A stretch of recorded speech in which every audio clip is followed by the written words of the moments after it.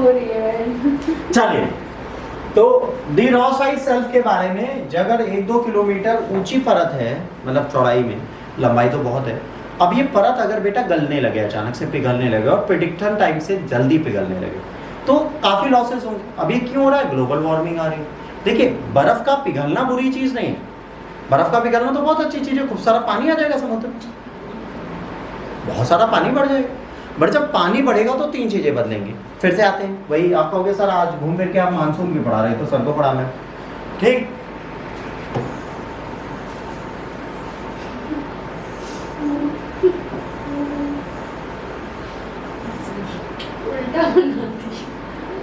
Africa ऐसे होता है, ठीक। अब मान लीजिए ये अंटार्कटिका है, ध्यान से देखना बेटा, ठीक है, और इधर आपका अफ्रीकन कॉन्टिनेंट है, ठीक है, ये आपका अफ्रीकन कॉन्टिनेंट। अब यहाँ पर क्या है, इस जगह और इस जगह क्या होता है, ठंडी हवा भी बहती है। यहाँ पर क्या होता है, जो धाराएं हैं, जो जल धाराएं, वो ठंडी भी, गर्म ठंडी दोनों है, ठीक। अब जब ये गर्म ठंडी धाराएं हैं, तो यहाँ पर एक चीज आती है हमेशा के लिए, ये जो धाराएं हैं ये हमें प्रॉब्लम क्या देती हैं। यहाँ पे ये कौन सा कलर है, ये जो ठंडी धाराएं बह रही हैं, अगर यहाँ से बर्फ जल्दी पिघलने लगे तो क्या होगा, ये जो एरिया है यहाँ पर जो करंट होगा वो कौन सा हो जाएगा, कोल्ड करंट हो जाएगा। हॉट करंट की जगह कोल्ड करंट हो जाएगा। कोल्ड करंट कहीं ना कहीं वेदर फोरकास्ट में बहुत बड़ा चेंज लाता है, क्लाइमेटिक चेंज भी बढ़ाता है। जब ये कोल्ड करंट पूरी तरीके से हो जाएगा, इधर से कोल्ड आ रहा होगा, इधर से हॉट आ रहा होगा, फिर इधर से कोल्ड आ रहा होगा, फिर इधर से हॉट आ रहा होगा, ये जब कोल्ड एंड हॉट का गेम चलेगा तो ये जो मानसून पूरे वर्ल्ड में है इसमें रैपिड चेंज आना स्टार्ट हो जाएगा, अगर आइस शेल्फ कभी भी पिघलना प्रारंभ होती हैं तो। दूसरा, जो इकोलॉजिकल सिस्टम है, जो हॉट स्पॉट्स हैं, जैसे फिश रिंग का काम करें, तो यहाँ पे जब शेल्फ पिघलने लगेंगे अंटार्कटिका में, तो एक टाइम ऐसा आएगा जब वहाँ पे लैंड दिखने लगेगा, जैसे वो बर्फ नहीं है, एक जमीन है, जमीन के ऊपर बर्फ जमी, तो उसके नीचे कभी तो वनस्पति रही हों। जब वो आइस शेल्फ पिघलेगी तो वहां से कार्बन इमल्शन प्रारंभ हो जाएगा। जब बर्फ हटेगी तो जो नीचे चीज सड़ रही होगी वो सामने आ जाएगी। जब वो सामने आएगी तो क्लाइमेट को और बदलेगी और ग्लोबल वार्मिंग बढ़ा देगी, और शायद हो सकता है ऐसी पॉइजनस गैसें निकले जो ह्यूमन रेस के लिए खतरनाक है। तो कहीं ना कहीं ग्लेशियर का पिघलना एक पॉजिटिव सिम्टम्स तो नहीं है, और उसका रैपिड पिघलना और खतरनाक है। दूसरा, जो आपके पेंगुइन वगैरह वहां रहते हैं उनके लिए भी आपको प्रॉब्लम होगी, तो इनका मेल्टडाउन होना एक खतरा है वर्ल्ड के लिए। दूसरा कहा जाता है ग्लोबल वार्मिंग को चेक करने के लिए अंटार्कटिका को ही मॉनिटर किया जा रहा है। अंटार्कटिका में जितनी जल्दी आइस शेल्फ पिघल रही है वो क्लियर कर रहा है ग्लोबल वार्मिंग बढ़ रही है। कहा जाता है अगर अंटार्कटिका की पूरी आइस पिघल जाती है तो 2 से 3 मीटर पानी ऊपर हो जाएगा। मीटर का मतलब समझते हो, 1 मीटर, 2 मीटर, 3 मीटर, ठीक। अब इतना अगर पानी समुद्र में बढ़ जाए तो क्या होगा, जितने भी कोस्टल लैंड्स है सब डूब जाएंगे। अब जब कोस्टल लैंड डूब जाएंगे तो दूसरा एपिसोड आ जाता है, क्या,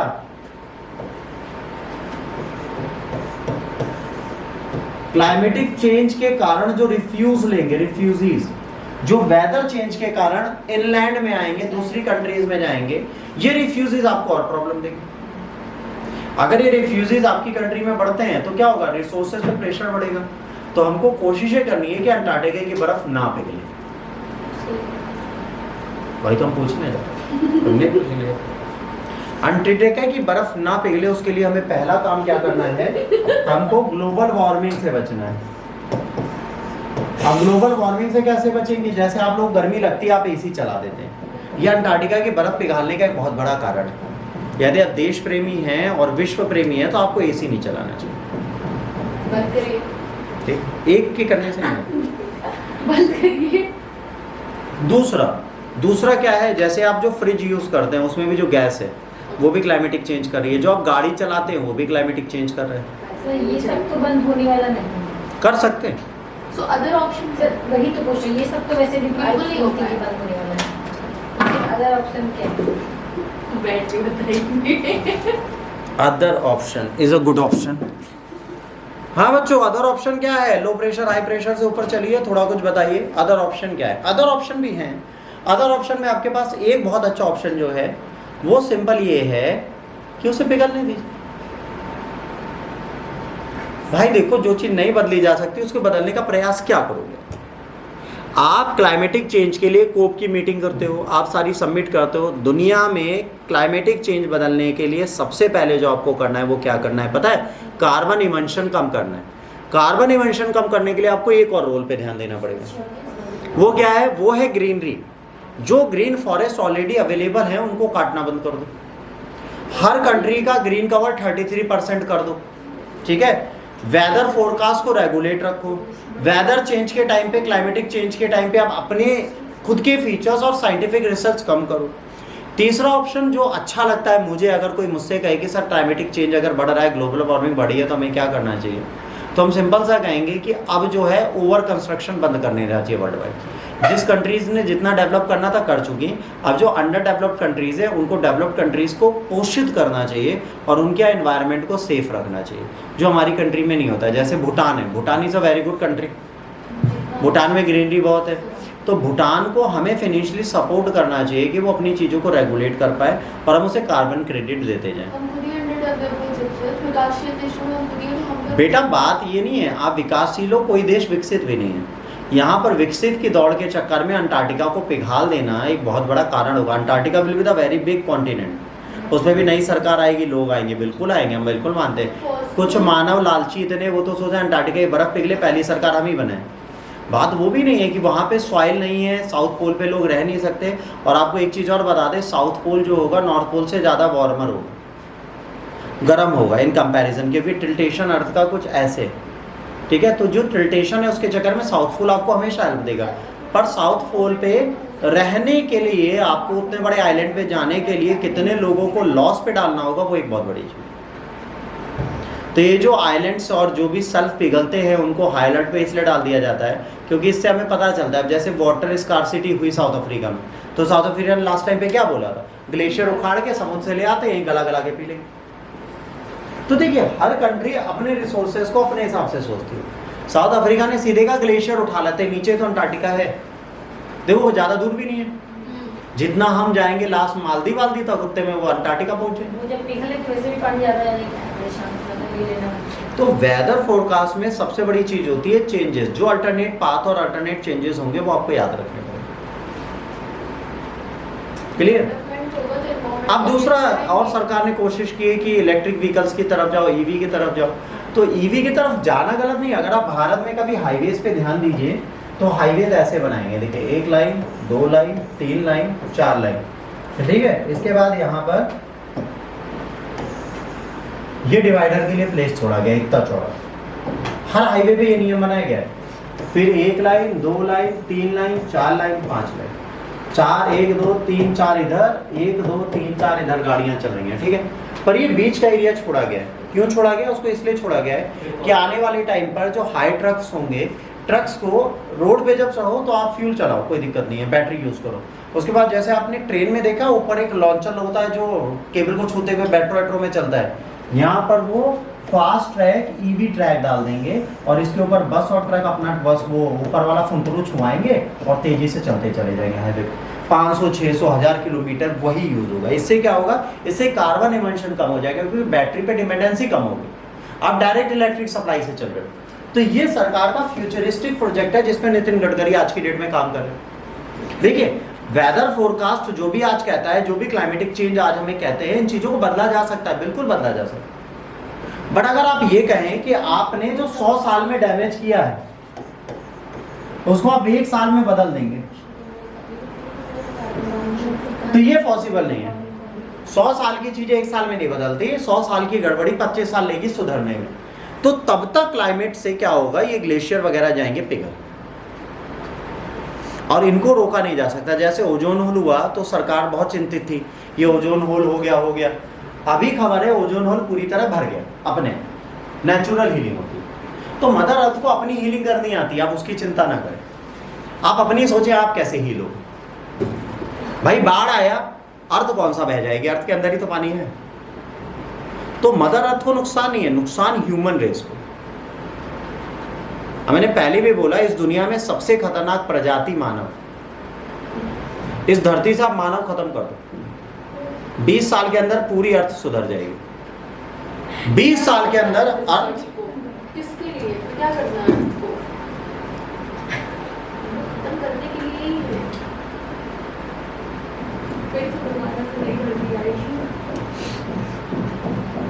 एक बार क्या हुआ आपको बताया, बहुत अच्छा न्यूज़ था। एक जापान में व्यक्ति पकड़ा गया, टोक्यो आया था, ठीक है। उसका पासपोर्ट यूट्यूब पे देखिएगा, मिल जाएगा, जेन्युइनली उसकी फोटो मिल जाएगी। उसका पासपोर्ट था, उसमें एक कंट्री का नाम लिखा था और वो टोक्यो के स्टैम्प पे लगी थी। उस कंट्री की करेंसी भी उसके पास थी, अमेरिका भी करेंसी थी, जापान की भी करेंसी थी, और वो टोक्यो बार बार आता था, स्टेपल वीज़ा पे वो भी दिख रहा था। बट जो कंट्री उसने बताई वो कंट्री धरती पे कहीं अवेलेबल ही नहीं थी। पासपोर्ट था उसके पास, उसको जेल में डाल दिया गया। सबने कहा हो सकता है टेररिस्ट हो, कुछ हो। अगले दिन वो बंदा ही नहीं मिला जेल के अंदर। ये क्या दिखा रहा है? ये दिखाता है कि अर्थ की जैसा एक पैरेलल यूनिवर्स चलता है। वहां पे भी टोक्यो है, यहाँ पे भी टोक्यो है, वहां पे भी लखनऊ है, यहाँ पे भी लखनऊ है। कभी कभार वो बंदा उस पैरेलल वर्ल्ड से इस वर्ल्ड में आ जाता है। ये स्पिरिचुअल नहीं है, साइंटिफिक है। पैरेलल वर्ल्ड बहुत बड़ा कॉन्सेप्ट है, इसको रामायण ने भी बताया। पैरेलल वर्ल्ड ऐसा, पैरेलल वर्ल्ड में एक कॉन्सेप्ट आपको बताए, दुनिया भर में रामायण चल रही है, कई पैरेलल वर्ल्ड में रामायण चल रही है, हर जगह राम नहीं जीत रहे, कई जगह रावण भी जीत रहे। अब ये क्या मजाक है भाई? हद है। अब तुम्हें यहाँ पे राम जी जीतते हुए दिखते हैं तो उन्हें भगवान मानती हो। कायदे से रावण भी योद्धा थे, विद्वान थे। उनको अगर ध्यान से देखा जाए, एक मिनट, शूर्पणखा की नाक काटने का काम किसने किया? रावण ने तो दुश्मनी नहीं की तुमसे। प्रारंभ किसने किया? लक्ष्मण ने। उन्होंने तो बदला, शूर्पणखा ने, पर प्रारंभ लक्ष्मण ने किया ना। अगर कोई तुम्हें प्रपोज कर रहा है, तुम नाक क्यों काटो? क्या बहन जाओ?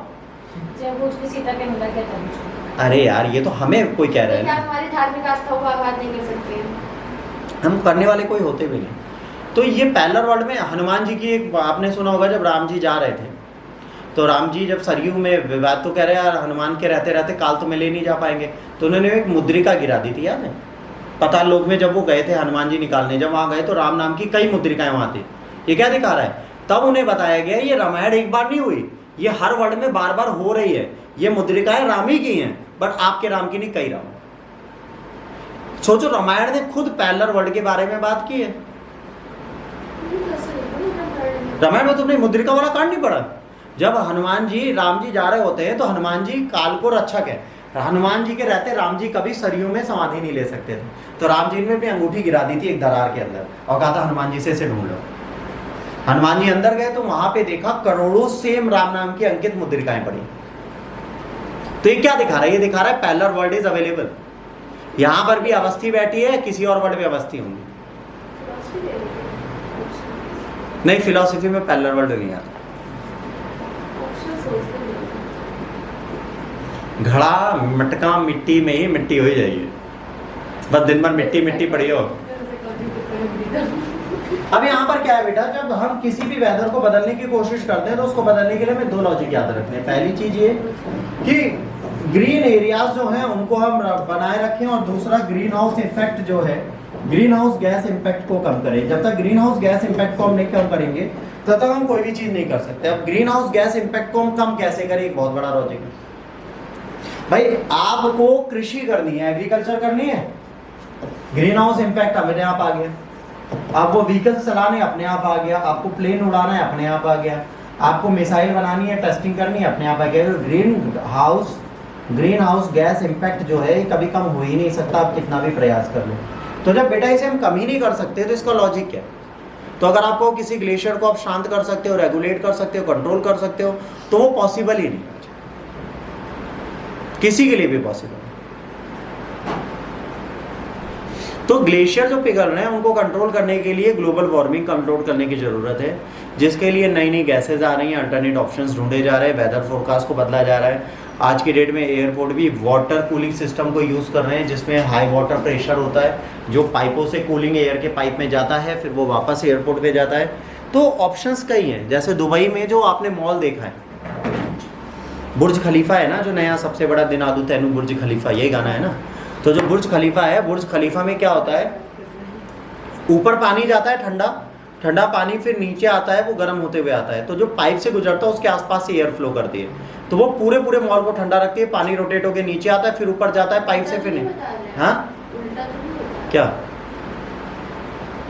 दुबई में तो टेम्परेचर, इसीलिए पानी की बात कर रहा हूँ, पानी प्रेशर में डाला जाता है टुल्लू से। पानी तो गर्म होगा ना।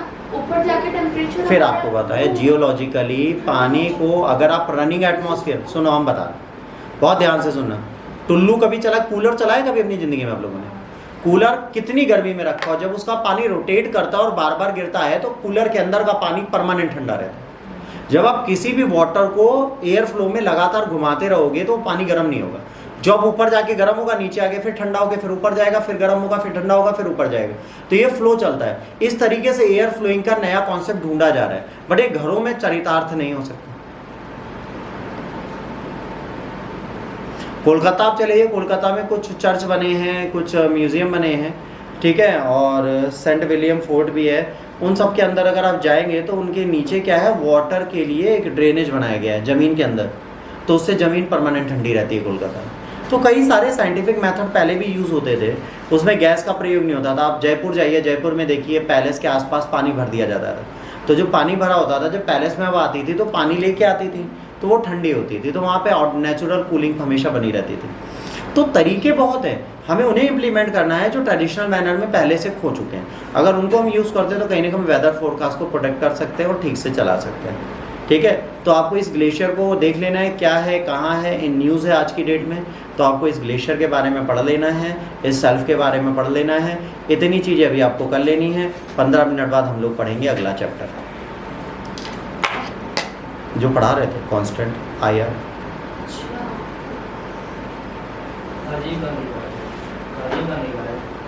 हाँ, जो भी गांधी होंगे वही है।